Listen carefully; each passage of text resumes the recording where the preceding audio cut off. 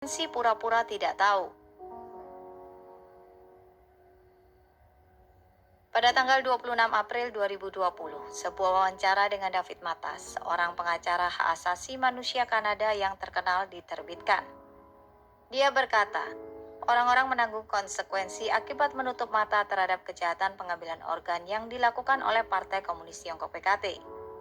Dia berkata, jika seluruh dunia lebih agresif dalam memerangi semua penyajian yang keliru ini, dalam menutup-nutupi dan penyangkalan serta melawan narasi faktual oleh PKT.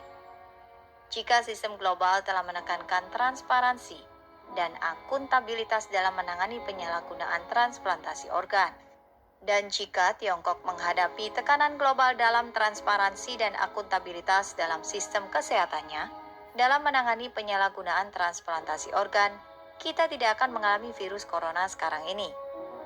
David Matas percaya bahwa PKT hanya peduli dengan citra politiknya sendiri.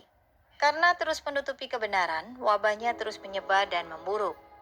Itu sama dengan kasus pengambilan organ dan selama wabah SARS.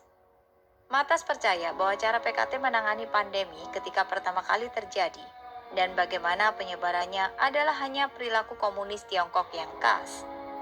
Dia mengatakan, Taiwan adalah contoh yang bagus tentang bagaimana virus telah berhasil ditangani. Jika kita semua memiliki ketidakpercayaan yang sama terhadap PKT, seperti yang dilakukan pemerintah Taiwan, kita akan jauh lebih baik secara global daripada kita sekarang. Orang Taiwan mengenal PKT lebih baik daripada siapapun, dan kita harus mengikuti jejak mereka. Matas berkata, kita sedang berhadapan dengan kekuatan geopolitik, entitas yang kuat secara ekonomi, kuat secara politis.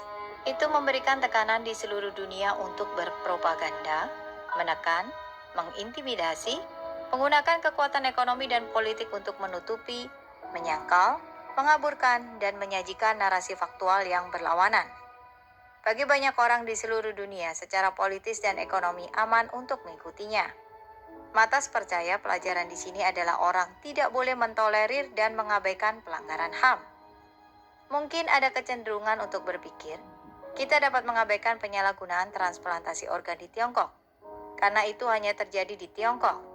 Dan itu tidak terjadi pada kita di Kanada dan AS. Tetapi virus corona adalah jawaban untuk itu. Dia berkata, orang dapat berasumsi bahwa Partai Komunis Tiongkok tidak berniat menyebabkan penyebaran virus corona. Tetapi apa yang telah mereka lakukan secara aktif adalah membutakan secara sengaja. Dan saya akan mengatakan bahwa seluruh dunia juga telah bergabung dengan mereka. Dan kita sekarang semua menderita akibatnya. Dia menyambut RUU Tindakan Keadilan bagi para korban COVID-19 yang diperkenalkan oleh Senator AS Josh Hawley. Bagian dari kesalahan kriminal adalah kebutaan yang disengaja.